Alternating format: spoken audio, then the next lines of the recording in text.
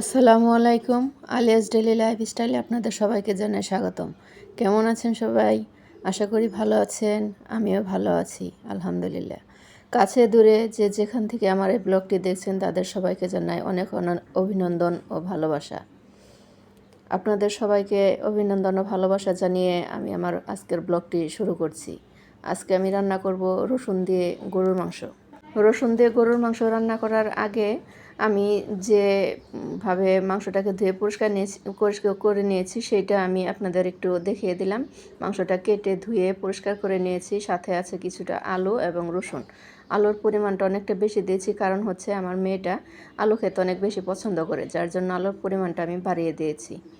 তো এই তো চুলায় একটা পাত্র বসিয়ে দিয়ে সেখানে আমি তেল দিয়ে দিলাম, সয়াবিন তেল পরিমাণ মতো দিয়ে সেখানে আমি পেঁয়াজ কুচি দিয়ে ভেজে নিলাম। পেঁয়াজ কুচিটা হালকা ফ্রাই হয়ে যাওয়ার পর তারপরে আমি এখানে দিয়ে দিয়েছি আদা এবং রসুন পেস্ট। আদা এবং রসুনের পেস্ট দেওয়ার পর আমি একে একে দিয়ে দিচ্ছি সমস্ত গুঁড়ো মশলাগুলো। আমি এখানে দিয়ে দিচ্ছি হলুদের গুঁড়া, মরিচের গুঁড়া এবং জিরা গুঁড়া সাথে দিয়ে দিচ্ছি লবণ।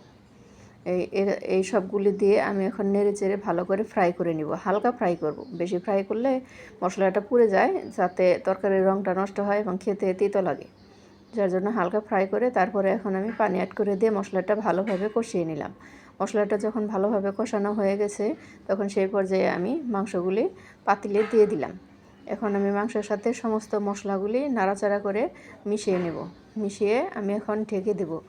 ঢেকে চুলার আঁচটা একটু কমিয়ে দিয়ে তারপর আমি নাড়াচাড়া করে ভালোভাবে কষিয়ে নিব। কষানোটা যখন মাঝ পর্যায়ে চলে আসবে তখন সেই পর্যায়ে আমি এখানে দিয়ে দেব সেই আলু এবং রসুনগুলো। এই আলু এবং রসুনগুলো কষানোর মাঝামাঝি সময় দিতে হবে, কারণ হচ্ছে যে বেশি আগে দিলে পরে রসুনটা গলে যাবে, সেই জন্য আর রসুন খুঁজে পাওয়া যাবে না। যার জন্য কষানি কিছুটা হয়ে আসলে তখন আমাকে রসুন এবং আলু দিতে হবে। আবার যদি আমি আরও পরে দিই, কষানো শেষ হয়ে যাওয়ার পর তখন আবার দেখা যাবে রসুনগুলো আস্ত রয়ে গেছে, রসুনগুলো সেদ্ধ হয়নি। তাই কষানিটা যখন মাঝ পর্যায়ে চলে যাবে তখন আমি এই রসুন আর আলুগুলি দিয়ে দেব।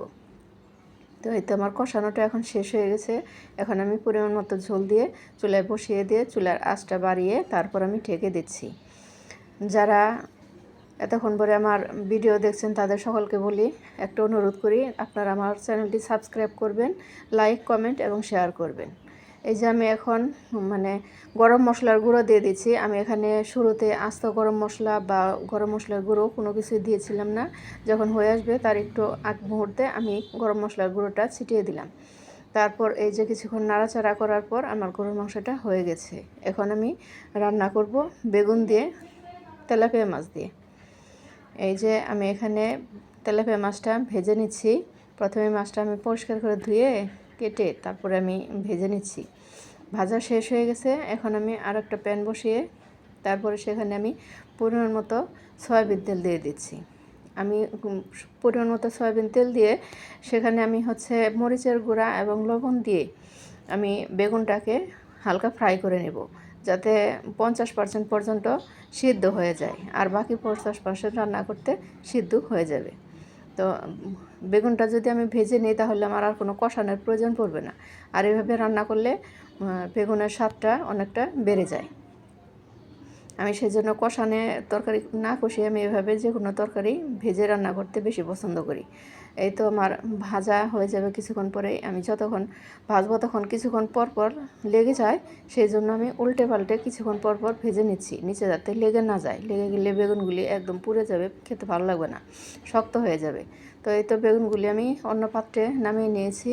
অন্য পাত্রে নামিয়ে রেখে সেই পাত্রেই আবার আমি এখানে বসিয়ে দিলাম একটু তেল দিয়ে কাঁচামরিচ কুচি আর এখানে পেঁয়াজ কুচি দিয়ে আমি ফ্রাই করে নিচ্ছি। তেলের পরিমাণটা এখানে একটু অল্পই দিতে হবে, যেহেতু মাছটাও তেলে ভেজেছি, বেগুনটাও আমি তেলে ভেজেছি, যার জন্য তেলের পরিমাণটা কমিয়ে দিলাম।